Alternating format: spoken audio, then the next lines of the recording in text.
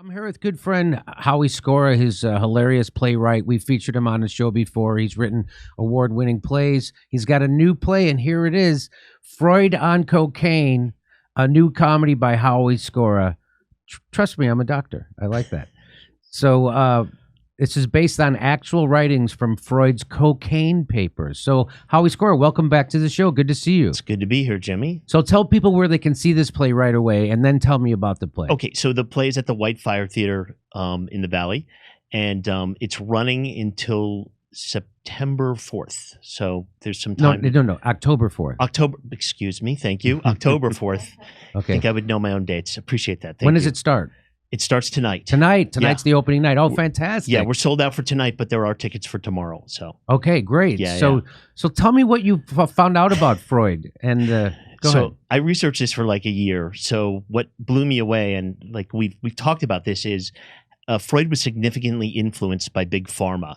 So when Freud first started experimenting with cocaine, it was because his best friend Ernst von Fleischl-Marxau, that's actually the guy's name. Wow. His best friend was a heroin addict. And the reason his friend was a heroin addict was that he cut off his thumb during a surgery, and so he got addicted to morphine. And back then, the treatment for morphine addiction was heroin, which was considered safer. And the Bayer company marketed heroin back then. Really? So heroin was considered safer than morphine? Yes. And okay. What's so fascinating is it's all about Big Pharma, that we think this stuff that's been going on with Big Pharma is something new. It's been going on for hundreds of years. So this whole idea that there's especially this new concept that we can trust Big Pharma. Big Pharma sold cocaine, heroin, and morphine as safe treatments back then. And so Freud read something called the Gazette Journal, and he read 14 different studies that said that cocaine was safe and effective in stopping morphine addiction. Safe and effective? Yes. It was safe and effective. 14 studies. Freud spoke many languages, and he read in English this Gazette Journal study. The problem was the Gazette Journal was owned by George Davis of Park Davis. Park Davis, that's currently owned by Pfizer. Park Davis, that was the biggest manufacturer of cocaine in America. So Sigmund Freud, obviously one of the most influential thinkers of the 20th century, was fooled by Big Pharma that cocaine was an effective treatment for morphine addiction. And so Freud went to his best friend, Ernst, and said, hey, Ernst, you need to get on cocaine because that's going to stop your heroin addiction.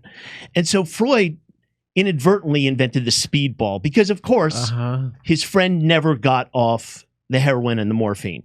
And so his friend ended up dying about a couple of years later.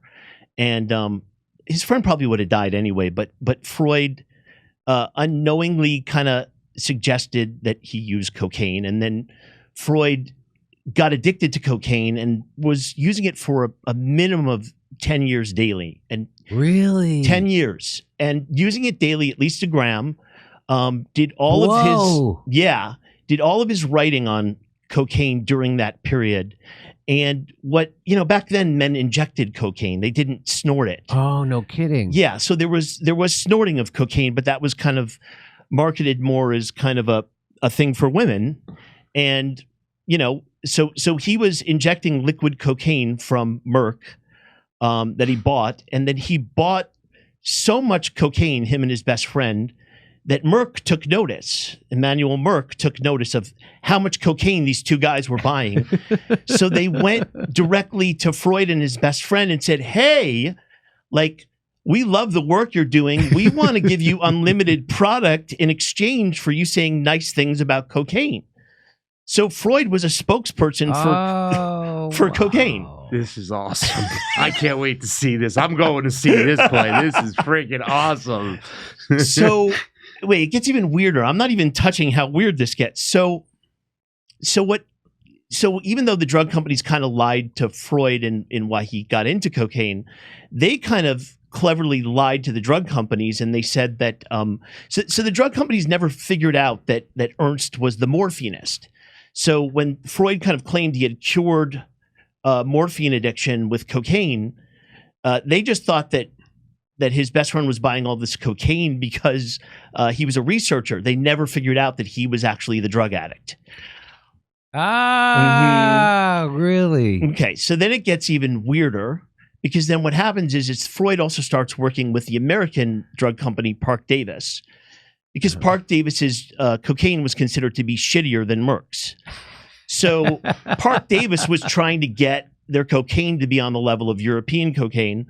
And so they hired Freud as well to test the effectiveness of their cocaine, their new cocaine product. Oh, God. So then Freud basically anonymously reviewed cocaine, the American cocaine, and talked about how shitty Merck's cocaine was. So he kind of threw Merck under the bus and said the American cocaine was better. And then Merck was so pissed that they kind of wrote a retort against Freud, even though they said it was this anonymous Dr. Goot. But Dr. Goot was clearly Freud. So Freud got paid by 2 different drug companies to talk about how fabulous cocaine was. So the more things change, the more they stay the same. It's exactly. And so now they just get people like Dr. Fauci, right? And they get people like Dr. Collins, and then they get celebrities like Pink. Yep.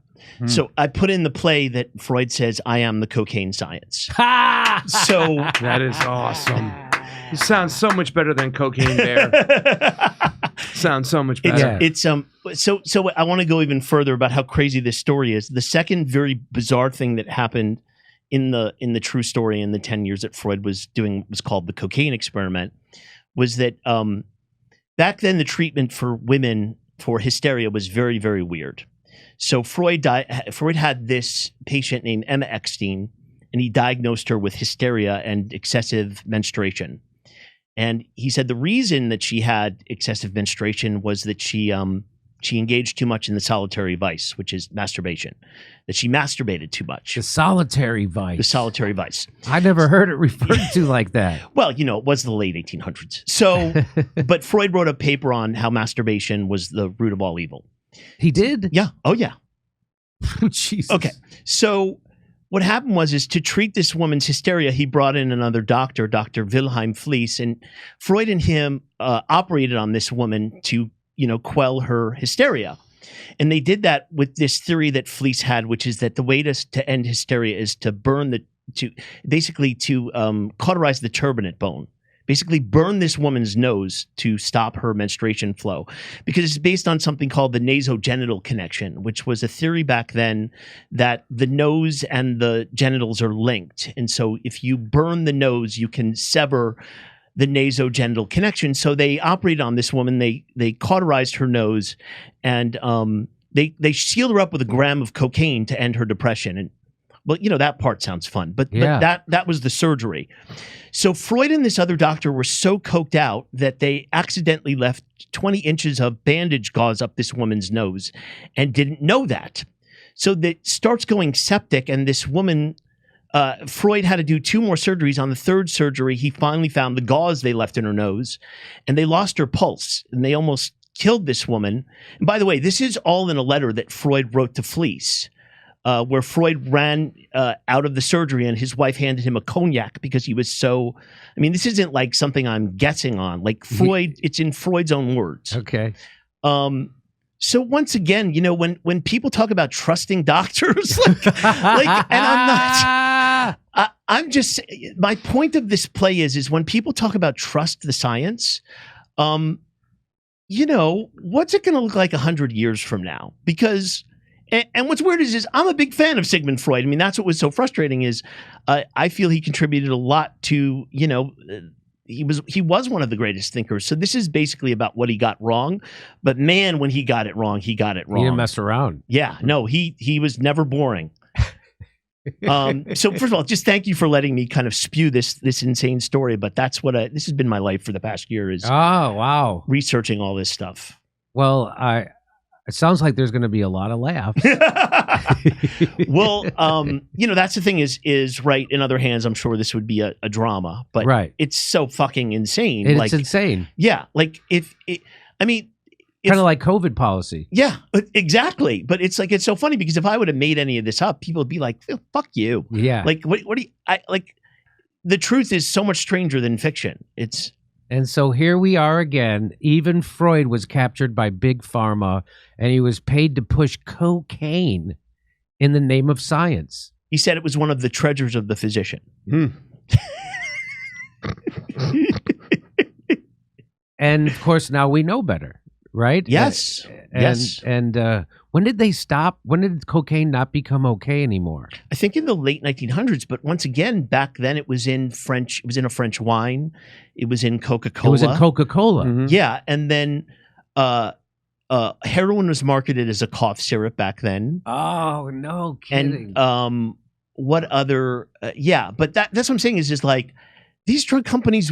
They were they would sell cocaine, like this whole idea of drug dealers. It's like they were selling that stuff first. They're the drug dealers. Yes. And then it come all the way for Silk because they went back to heroin, which is they just called it OxyContin. Yeah. And then they got half the country hooked on OxyContin, and that's why all those people, and they're not doing anything to help those people. And when I watch Dope Sick, now I'm like, this is nothing new. This is exactly what the drug companies always do, which is they find scientists who can be spokespersons and can bark what they need to be said. Yeah. So I mean that's the lesson is once again, it's just like since COVID, like what I've just been shocked of is, especially on the left, this kind of suddenly trusting of big pharma. Yeah. It's like, what? And the government. Yeah, it's like, and the corporate media that's funded by big pharma. Lefties, people who are Democratic voters, they trust all of them without question, and if you question it, you're a white supremacist. Like I said, it's just anybody who knows the history of drug companies. I mean, Merck was around since I think they've been around for 300, 400 years. I didn't know that. Yeah, they've been around forever, and they started in Germany, and like I said, Merck were the big producers of cocaine. Park Davis, which is now owned by Pfizer. These players are all still involved in this, and anyway, that's the point of the play. Is I'm trying to have people look at this in a way that's not threatening. Like if this happened with Sigmund Freud, arguably one of the greatest intellectuals of our time, and he was fooled by the science of big pharma, then how do any of us have a chance to know the truth? Right? You just got to follow Dr. Malone and Dr. McCullough, and you got to do your own research, so to speak. Oh my God, you shouldn't do your own. So Howie, you did your own research. I did my own research, but luckily, that's not okay anymore in comedies. But at least in comedy, you're not allowed to do your own research. Howie, I got a question. Yes, sir. With doing this research, did you find any links between Bayer and Monsanto? I heard for quite some time, a long time ago, that back in the days that there was a connection between Bayer and Monsanto. Did you find anything like that? I didn't find anything like that. But once again, I stayed in the late 1800s, early 1900s. What we're not sure of is how Freud quit. That's kind of been that's hard to find. He did quit.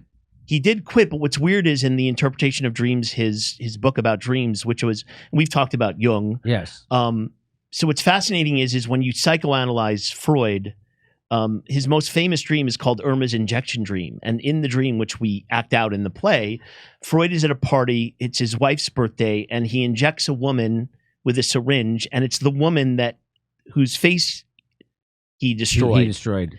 And in the dream, he is upset that the woman isn't opening her mouth enough for him to inject the syringe in, and is not accepting his treatment. And when you psychoanalyze Freud, what it's really about is his fear of being exposed for malpractice and also his use of cocaine, because he said in his own analysis of the dream that his excessive use of cocaine was a worry, and all the signs are there in the dream itself. So once again, this is just a 10-year period of Freud's life. I'm certainly not trying to take away any of the amazing accomplishments he's done, but once again, I just want people to look at things a little bit differently in terms of, and always be skeptical. Yes, and always be skeptical, especially of authoritative figures pushing things that you never heard of before. Mm-hmm. Yeah. Yeah. All right. Well, tell people where they can see this. This really sounds great. I can't wait to come see it. I think you guys are. I know you're touring a lot, but I think you guys can make it next month. Me and Steph found out. Yeah, next week we're going to be able to make it. Awesome. So tell people again where they can see this. So the website is freudoncocaine.com. Just the title of the play. Okay. And it's at the Whitefire Theater in the Valley, off of like Ventura and Sunny Slope. And we have Friday sold out. We have shows Saturday and Sunday, and then it's moving to Saturday nights. Okay, fantastic. All right. Yes, sir. That's great. Use the code Jimmy, by the way. Oh, really? Yeah, gave it $10 off. $10 off tickets. Yeah. Okay, so use the code Jimmy. Nice. Yeah. Fantastic. Yeah. All right. Well, good luck with this break a leg. I'm sure it's going to be fantastic. Thanks, Howie, for coming in. Thanks for letting me come in. Appreciate it. Hey, so come see us live on tour. We're going to be in Detroit, that's Rochester, Michigan, Tampa, Boca Raton, Orlando, Dallas, Houston, San Diego, Bloomington, Illinois, where I went to college, Indianapolis, Levittown, New York, and Red Bank, New Jersey. Go to jimmydore.com for a list of all those shows.